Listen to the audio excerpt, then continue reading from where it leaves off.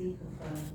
It matters how we speak of our ancestors in buildings like this, which in the Stop the Maangamizi We Charge Genocide Ecocide campaign, we refer to as Maangamizi crime scenes.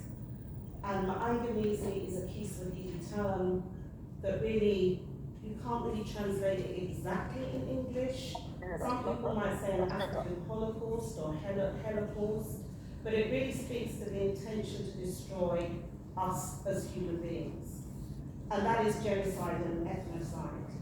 And we have to remember that Dr. Raphael Lemkin, the pioneer of genocide, pointed out that genocide wasn't just about killing people, but it was about destroying their culture, destroying their reality, destroying the institutions that they rely on to survive, okay?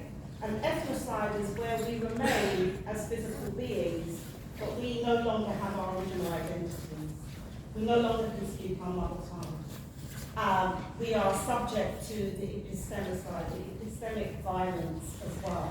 And so I'm not going to refer to slaves and slave trade because these were our ancestors. And part of the repair is about cognitive justice.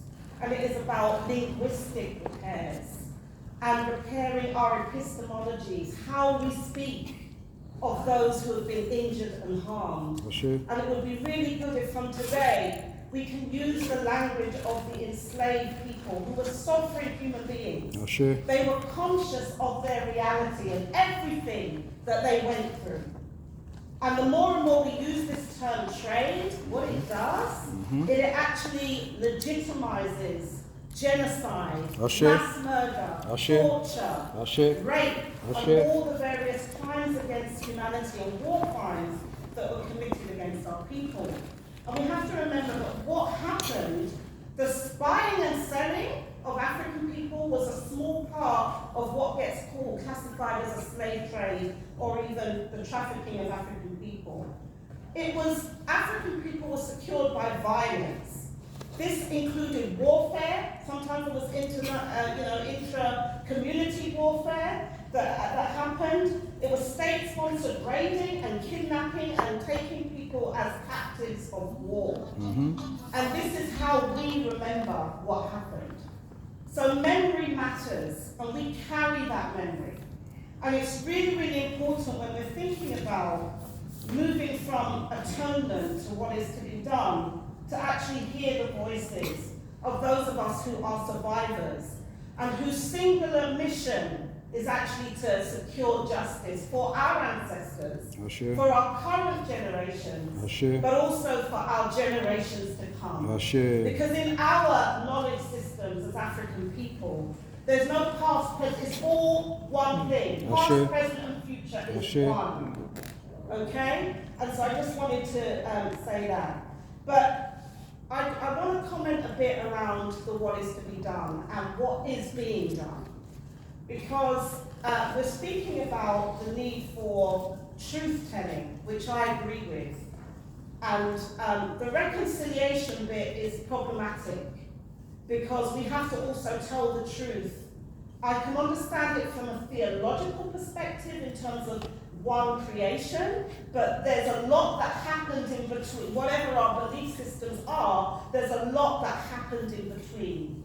And we have to tell the truth about what separates us and what has divided us, and what continues to divide us. And so we have to recognize that at the same time that, there were the Wilberforces and the European abolitionists who really were pushing for gradual abolition, let's not forget, that you had Africans, African reparationists, who were members of the Sons of Africa, like Kwabena Otobo-Iguano, that is highlighted in the brief for today's session.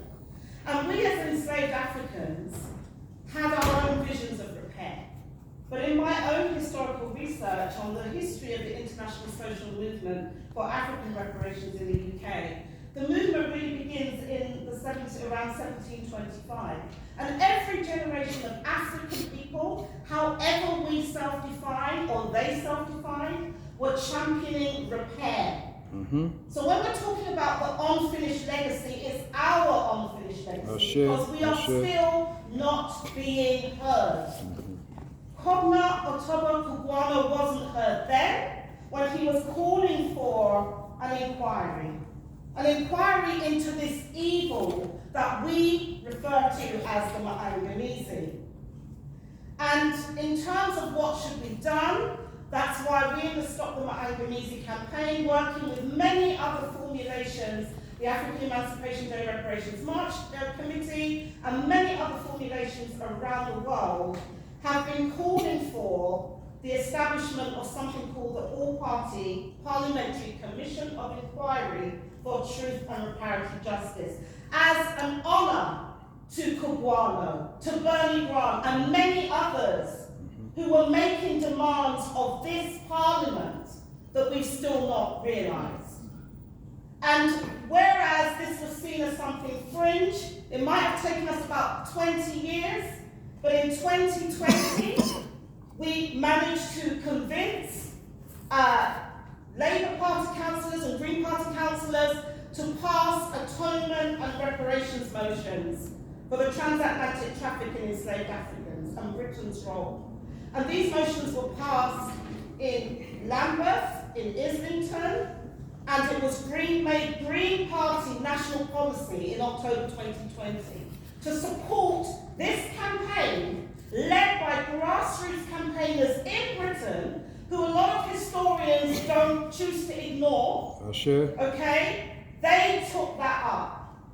They took that up and they supported it and made it national policy to hear African people and our progeny. And that is something that we lobbied you, Madam Chair, to set up in terms of the all-party parliamentary group for African reparations, so that we could take action on this commission of inquiry for truth and reparatory justice. Once we have the reparatory justice, then there's some hope of some conciliation. That can happen after or during that process of effecting repairs. But what is important is that we are heard, that we have a say. And our communities who have been dispossessed from around the world, and this isn't just about us who are quote unquote in Britain, it's about the British Empire and its legacy that was global. So our bloodlines and our lineages run throughout Mother Earth. And what we're calling for is a hearing of those people who are unifying and making similar demands, although we don't necessarily all have the same strategies and tactics, so that we can be heard. Because we're tired of people telling us what they're going to do or making decisions around what forms of reparations they choose to make that is not informed by our experiences. And when we passed the reparations motion in Bristol City Council on March the 2nd, 2021, the anniversary of National Black People's Day of Action, the motion pointed out that reparations must be driven by the perspectives, the knowledge systems, the needs of African heritage communities. And that councils and other institutions must come on board to support that, to give us that hearing. Because we have been working on repair. We haven't just been sitting down waiting for someone to come and fix us. Our communities have been resilient, and we have resisted the Maangamizi in its 3 phases of chattelization, colonialism, and now modern day neo-colonialism. So we want to have this dialogue with the British state and society, and to be able to make proposals on what repair processes our communities are leading that should be supported. And this must be resourced, okay, in terms of the restitution of our looted resources. We don't need our resources going to colonial institutions or like universities. They need to come to resourcing public participation and listening sessions in communities across society as part of the ACSUTAJ, the All-Party Parliamentary Commission of Inquiry for Truth and Reparatory Justice. And I'll leave it there.